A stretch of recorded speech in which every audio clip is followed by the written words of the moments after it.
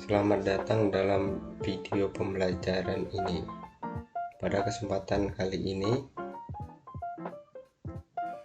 akan membahas topik yang menarik dan penting untuk dipahami. Untuk memberikan pemahaman yang mendalam tentang gambar teknik.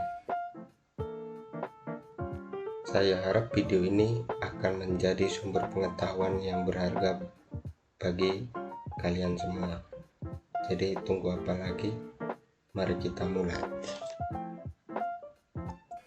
Macam-macam garis gambar teknik perlu dipahami oleh kamu yang ingin terjun ke bidang teknik. Garis gambar teknik berbeda dari garis biasanya karena memiliki standar tertentu. Pembuatannya perlu disesuaikan dengan maksud dan tujuan gambar teknik yang dibuat. Biasanya gambar teknik ini digunakan pada tahap perencanaan produk. Gambar teknik ini merupakan sesuai dengan tujuan. Macam-macam garis gambar teknik ditentukan oleh gabungan bentuk dan tebal garis. Macam-macam garis tersebut memiliki fungsi dan makna tersendiri yang tentunya harus dimengerti oleh perencana maupun pelaksana. Sebelum mengenali macam-macam garis gambar teknik, kamu tentunya perlu mengetahui apa itu gambar teknik. Pengertian gambar teknik. Gambar teknik adalah susunan visual terperinci tentang suatu desain atau produk yang dijadikan sarana komunikasi antar teknikus, arsitek, dan sebagainya.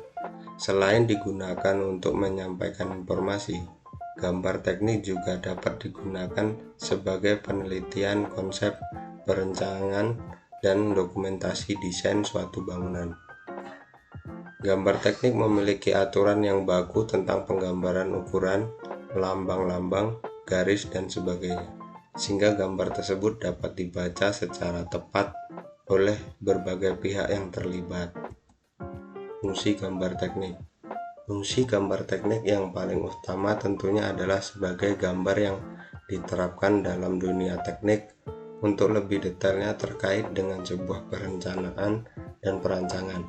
Fungsi gambar teknik adalah sebagai berikut. 1. Sebagai konsep suatu gagasan.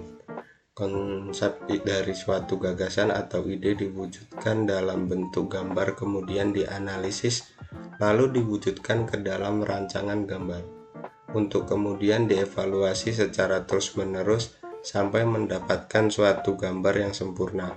Oleh sebab itu, seorang perencana harus mampu mengolah suatu ide yang dipikirkannya ke dalam bentuk gambar teknik, untuk kemudian direalisasikan oleh pelaksana. 2. Sebagai penyampaian informasi. Gambar teknik dibuat harus mampu memberikan informasi yang jelas sesuai dengan yang dimaksud oleh perencanaan. Dengan demikian, orang-orang yang terkait di dalam proyek tersebut seperti operator, pemeriksa, kontraktor, dan lainnya akan mengerjakan dan mengawasi proyek sebagai sesuai dengan gambar rencana. 3. Sebagai arsip dokumen.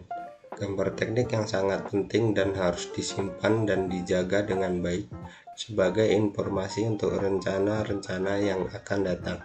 Arsip dokumentasi ini sebaiknya diatur dengan teliti untuk memudahkan pencarian data ke depannya. Macam-macam garis gambar teknik. 1. Macam-macam garis menurut tebalnya ada 2, yaitu garis tebal dan garis tipis. Kedua jenis garis ini memiliki perbandingan tebal 1:0,5. Ketebalan ini dipilih sesuai dengan besar atau kecilnya gambar dan dipilih dari deretan ketebalan garis sebagai berikut: 0,18, 0,25, 0,35, 0,5, 0,7, 1, 1,4, dan 2 mili.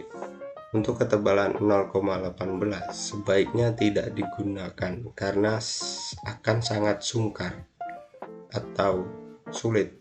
Pada umumnya ketebalan garis yang digunakan adalah 0,5 atau 0,7. Macam-macam garis gambar teknik memiliki fungsi untuk menjelaskan suatu prosedur atau sistem tertentu. Macam-macam garis gambar teknik yang perlu kamu pahami yaitu garis tebal kontinu, seperti gambar di samping itu adalah gambar garis tebal kontinu. Garis ini digunakan untuk membuat 1 garis nyata benda, 2 garis tepi, dan selanjutnya adalah garis tipis kontinu. Seperti gambar di samping, ini adalah contoh garis tipis kontinu. Garis ini digunakan untuk membuat 1 garis perpotong khayal, garis ukur, dan garis proyeksi atau garis bantu. Yang keempat, garis penunjuk. Kelima, garis arsir. Garis nyata penampang yang diputar. Selanjutnya, garis tipis bebas. Seperti gambar, ini adalah gambar garis tipis bebas. Garis ini digunakan untuk membuat 1. Garis batas-batas dan potongan sebagian atau bagian yang dipotong bila batasannya bukan garis bergores tipis. Selanjutnya, garis sedang atau putus-putus. Garis ini digunakan untuk membuat 1 garis benda yang terhalang atau tidak langsung terlihat. Selanjutnya, garis tipis atau strip titik. Garis ini digunakan untuk membuat 1 garis sumbu atau lintasan, 2 garis simetris, bisa dilihat seperti gambar di samping ini, garis tipis strip titik. Selanjutnya, garis strip titik, strip tebal dan pada ujungnya, seperti gambar garis strip titik, strip tebal pada ujungnya. Garis ini digunakan untuk membuat garis untuk memotong penampang. Selanjutnya, garis tebal atau strip titik. Garis ini digunakan untuk membuat 1 garis untuk menunjukkan permukaan yang akan mendapat tambahan pengerjaan. Garis tipis strip titik ganda, bisa dilihat seperti gambar ini, strip titik ganda, strip titik ganda, strip. Garis ini digunakan untuk membuat 1 garis bagian yang berdampingan, 2 batas kedudukan benda yang bergerak, 3 bentuk semula sebelum dipotong.